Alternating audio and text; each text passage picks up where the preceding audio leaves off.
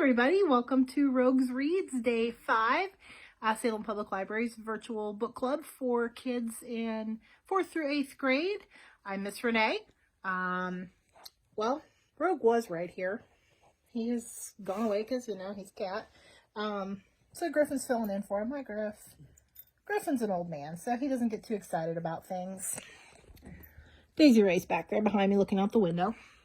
All right, so let me get the phone set up here so we can get started. All right, so we are ready for The Genius Files by Dan Gutman. Genius Files Mission Unstoppable. This is book 1 in the series. So when we get to the end of it, if we're still doing book clubs, and my readers people are following along with me, if you guys would like, we'll read book 2. If not, we can try something else. So just keep that in mind. I believe there are actually 5 books in this series. So you know what, if you guys are enjoying it, we can keep going with this series. I think they're really fun. So thank you to Dan Gutman and HarperCollins Publishing for allowing us to share your content this way. Let's see where we left off yesterday. Bones, the school janitor, turned out to be an employee with the Genius Files in disguise as a janitor. He saved Pep and Coke from the fire in their school and introduced them to the Genius Files, gave them the offer to join in and potentially earn $1 million when they turn 21. And they accepted it. Oh, Daisy Ray. And that is the danger of doing a book club with pets, is sometimes they pull your camera right off of the stand. Okay, so all right, we are up to chapter 9. Welcome to the family. The squeaking is Daisy Ray playing with a toy. Congratulations, Bones said as he shook hands with each twin enthusiastically. Welcome to the GF family. Pep wrinkled her nose. She had enough problems with her own family. She didn't need another one. And she wasn't at all sure she wanted to be a part of this one.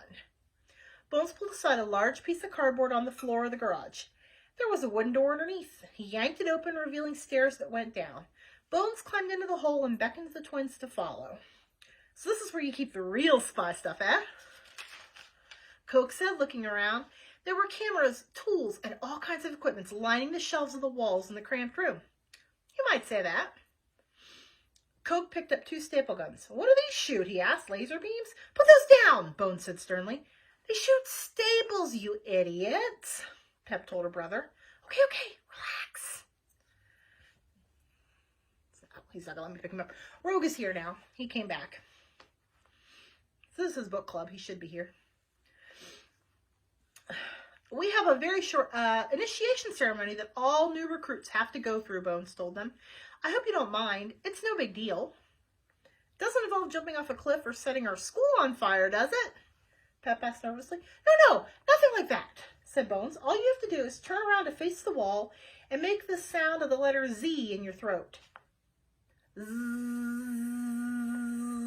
the twins said.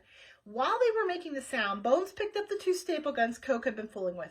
He placed them gently against the back of the children's head and pulled the triggers. Ow!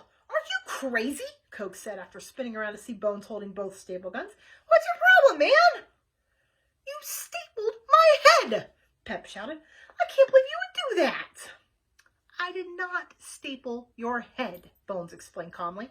I implanted tiny GPS devices in your scalps. They're harmless. Now we can track you more easily. Ooh. I don't think I would want a GPS tracker in my head. Why do you need to track us? Pep asked. It's for your safety, Bones explained. If you're in trouble anywhere in the world, we'll be able to find you. This GPS is accurate within 3 feet.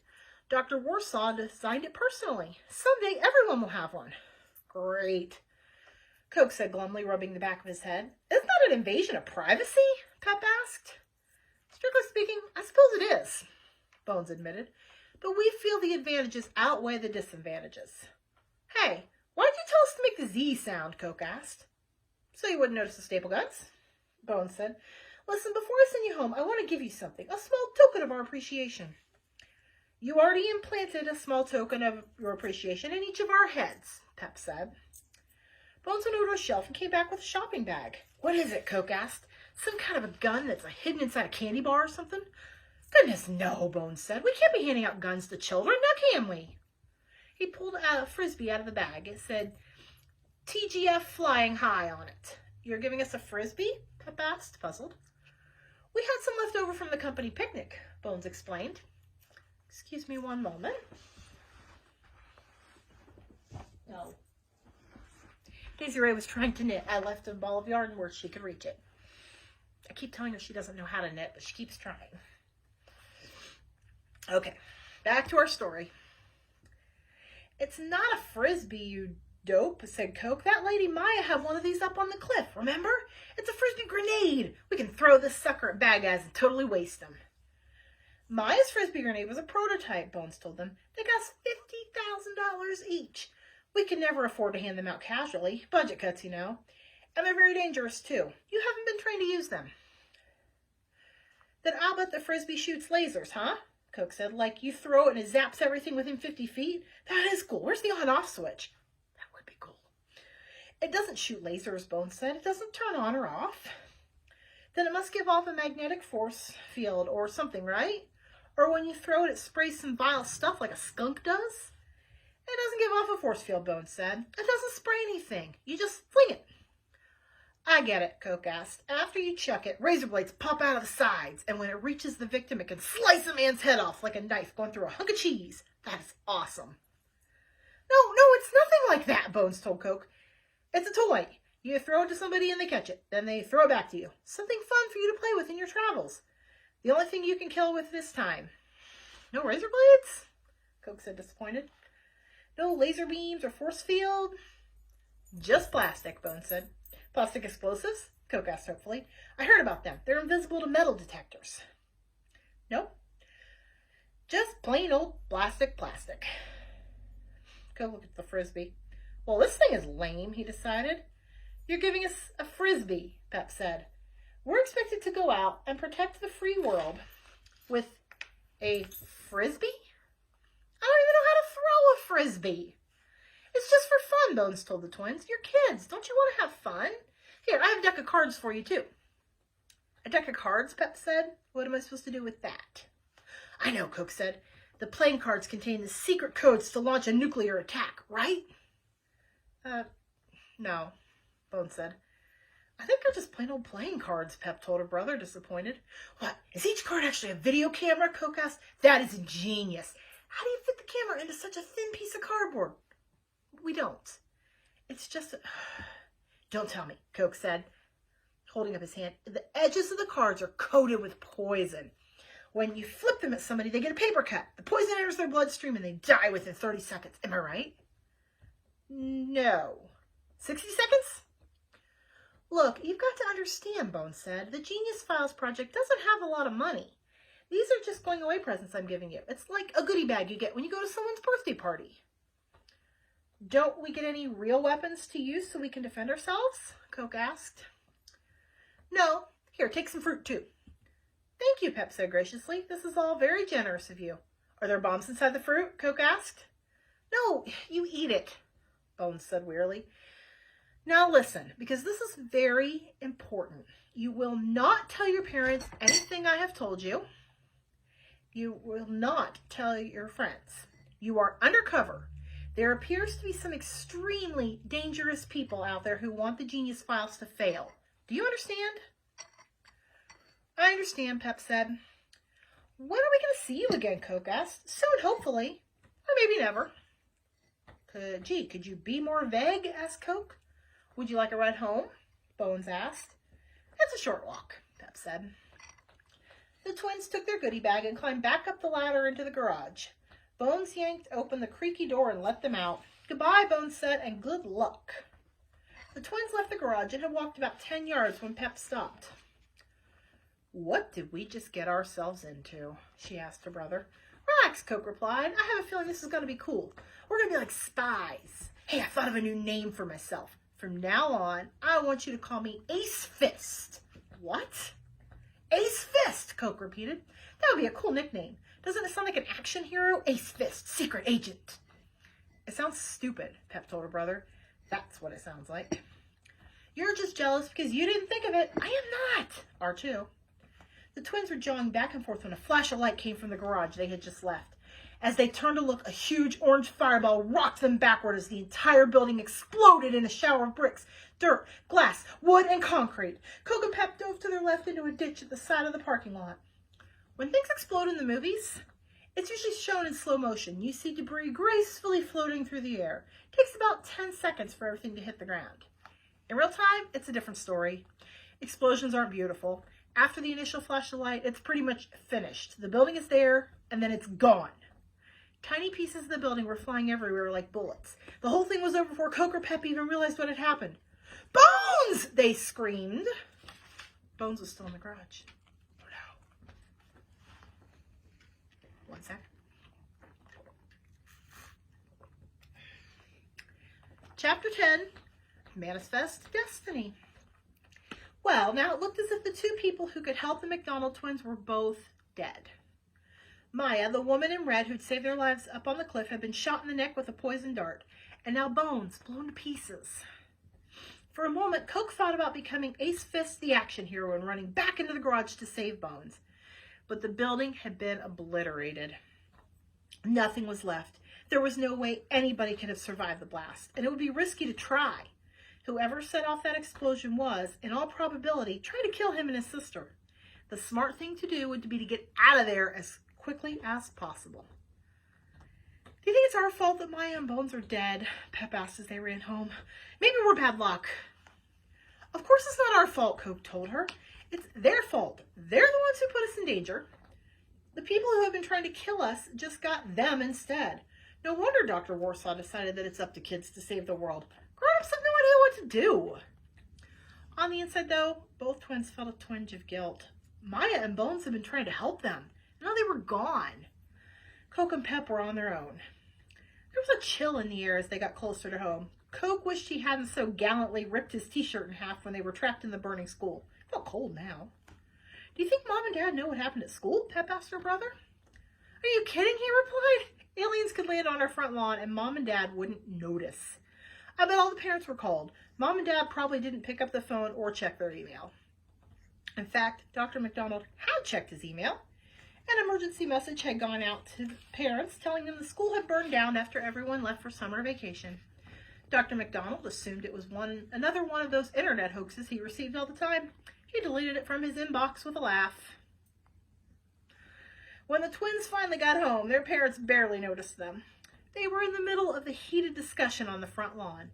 "I can't believe this, Bridge," Dr. McDonald complained. "The garbage men took my garbage can." "That's what they're supposed to do, Ben," Mrs. McDonald informed him. "No, they took my good garbage can," he added. "The small one in my office." "Well, why did you put your good garbage can out with the trash?" Mrs. McDonald asked logically. "I wanted them to take the garbage in the can, not the can itself," he explained. "The can wasn't garbage. The stuff in the can was garbage. It was obvious." "You shouldn't have put your good garbage can out on the lawn, Ben," she said. "It's your own fault." "Well, they shouldn't have taken it away." The twins looked from one parent to the other as if they were watching a ping pong tournament. "How are the garbage men supposed to know what is or isn't garbage?" Mrs. McDonald continued. "They're not mind readers." "What do I have to do? Spell it out for them?" "Apparently so," she replied. "Why don't you make a sign that says not garbage and put it on the can you don't want to throw away?" "I'm not making a sign for the garbage man," he said, exasperated. "You know, last year I was trying to throw away an old beat-up garbage can, but they wouldn't take it. They didn't think it was garbage. And now they took my good garbage can that I didn't want to throw away. I'm telling you, Bridge, you can't win with these people." Seems like a silly thing to argue over. Coke and Pep silently prayed that they would never become grown-ups. Their parents turned and faced them, finally realizing there were more important things in life than garbage cans. It's about time you kids got home, Dr. McDonald said, pulling his children to him in a bear hug. What happened to your shirt, Mrs. McDonald? Asked Coke. It ripped, Coke replied. It was technically the truth. I had to throw it away. Is that any way to treat your clothes? Shirts don't grow on trees, you know, his mother said. They cost money. You need to take better care of your possessions. Ben, should there be consequences to this? Mr. McDonald didn't like to hear his children being scolded. He always believed you got better results by rewarding good behavior than you do by punishing bad behavior. Anything exciting happen at school today? He asked to change the subject. No, other than the fact that it burned down, Coke said. Ha ha ha, Dr. McDonald chortled. I got that email too. You kids crack me up. Bridge, I'm so glad we decided to have children after all. Pep and her mom went inside to prepare dinner while Dr. McDonald brought Coke around to the side of the RV, which was parked in the driveway. We're heading out first thing in the morning, he told Coke, and I have a job for you. I need you to clean the toilet. Why do I have to clean the toilet? Coke complained. Why can't Pep do it? Because you're a guy, Dr. McDonald said, and we guys are disgusting, filthy creatures, right? Besides, which would you rather do, clean the toilet or help Mom cook dinner? I'd rather watch TV, Coke replied. That wasn't one of the options, his dad said. Come on, this is going to be fun. Come here, I'll show you how to do a dump. Instead of using water to flush, the toilets in RVs use gravity. There's a holding tank underneath the bowl. When you get to a dump station at a campground, you attach a thick hose to the RV and let the contents of the holding tank fall into a ground inlet that leads to the sewer system. It's fairly disgusting when you think about it. So, don't think about it. Dr. McDonald gave Coke a pair of yellow rubber gloves and showed him how to attach the hose to the connectors below the toilet. You want a really tight fit, he told his son, or you're in for a big surprise. Dr. McDonald showed Coke which lever he needed to pull to open the valve and which one to pull to flush some water through the system when he was done. And that's how you do a dump, Dr. McDonald said, packing up the hose again. Easy as pie. It's gross, Dad, Coke said. We're going to be essentially driving a porta potty cross country. It's completely sanitary and environmentally friendly, Dr. McDonald told him. And it's fun, too. Think about it. A full week's worth of waste from the four of us can fit in this tank. Nice image, Dad, Coke remarked. Someday, they'll figure out a way to turn human waste into fuel, Dr. McDonald said, and we won't need gasoline anymore. We'll drive cars powered by our own poop. Can you imagine? The holding tank will also be the gas tank. And when that glorious day comes, Coke said, our dependence on foreign oil will be eliminated. Very funny, Dr. McDonald noted. When dinner was ready, Coke and his dad washed their hands and charged into the kitchen. They knew this would be their last home-cooked meal for some time. The RV had a little kitchen in it, but meals on the road were likely to be a lot of fast food and burgers over a campfire. But tonight was roast chicken, mashed potatoes, and corn on the cob. There was a large map of the United States taped up on one wall of the kitchen. Mrs. McDonald had drawn a line with a marker starting in San Francisco and extending all the way across the country. Remember, Aunt Judy is getting married near the Lincoln Memorial on July 4th, she explained as she spooned potatoes onto everyone's plate. So we have to get to Washington by that date. But we'll be stopping off at lots of fascinating spots along the way. Dr. McDonald rolled his eyes. He knew what kind of fascinating spots his wife had in mind. Not important historical spots such as the Liberty Bell, not the Grand Canyon, not Yosemite National Park. No, Mrs. McDonald's idea of fascinating would be a town that had a museum devoted to Star Trek, a giant statue of Paul Bunyan, the largest ball of twine in the world. We've never been to the East Coast, Pep said. We've never been to the Midwest. You never take us anywhere. We took you to Disneyland, Mrs. McDonald pointed out. Mr. McDonald had been waiting almost 13 years to go on a cross-country trip with the family. It would have been pointless when the twins were little, because they wouldn't have remembered anything they had seen. Now that they were less than a week away from becoming full-fledged teenagers, they could appreciate it. They would remember this trip for the rest of their lives. Do you kids know what manifest destiny means? Dr. McDonald asked as he munched across an ear of corn like he was typing on an old-fashioned typewriter. Yeah, Coke said, recalling a library book he'd read years earlier. He could see the page in his head. When the country was young, manifest destiny was the belief that the United States should expand across North America all the way from the Atlantic to the Pacific Ocean. Sometimes that photographic memory came in handy. That's right, son, Dr. McDonald said, beaming. Having really smart kids did have its advantages. You might say it's part of the American dream. Tomorrow we're going to begin a reverse manifest destiny. We'll start near the Pacific Ocean and drive all the way to the Atlantic. Go east, young man. But wasn't manifest destiny just an excuse to steal the land and kill the Indians who were living in North America long before we did? Asked Pep. Wasn't it almost like a genocide? Pass the chicken, Dr. McDonald said. Having really smart kids did have its disadvantages. After dinner, the kids packed their duffel bags for the trip. They needed to bring a lot of clothes because their mother said she didn't want to stop every few days to do laundry. It had been a long day, and the next one would be longer. Pep usually read before going to sleep, but on this particular night, she spent an hour Facebooking, emailing, and texting goodbye to her closest friends. There were about 100 of them. She wished she could tell them all about the Genius Files, but of course she had promised Bones she would keep quiet. It wasn't easy. After jumping off a cliff to avoid some crazy guys with poison darts and watching a building explode, what are you supposed to type when Twitter asks what's happening? Coke thought about calling his friend Jimmy Erdman, but he decided to text instead. Coke, see you in September if I'm lucky. Jimmy, what do you mean if I'm lucky? Coke, can't tell you. Maybe when it's all over. Most kids want to have their own bedroom, but Coke and Pep had been together since the day they were born, and despite their differences and disagreements, neither one minded sharing a room with the other. They have bunk beds, Coke on the bottom, Pep on the top. All right, before I don't know if I can show you guys this. I'm going to try. And I will type it out in the comments. This isn't like the margin of the book here. It doesn't make any sense to me at all. It's some sort of code. So I will type that out so you guys can see it more clearly. It just appeared there. I have no idea where it came from, what it is. You okay? Coke asked a few seconds after he turned off the light. Yeah, his sister replied in the darkness. I think it's gonna be all for the better. How do you figure that? Well, once we're away from home, out in the middle of nowhere with Mom and Dad, she explained, Mrs. Higgins and those bowler dudes won't be bothering us anymore. Yeah, I'll bet this whole thing is gonna blow over, Coke said. The school will be rebuilt over the summer and everything will be back to normal. There was no more talking after that. Pep dropped off to sleep. Coke tossed and turned, unable to get comfortable in his bed. His leg was aching from when he kicked himself trying to put out the flames on his pants when they were trapped in the school.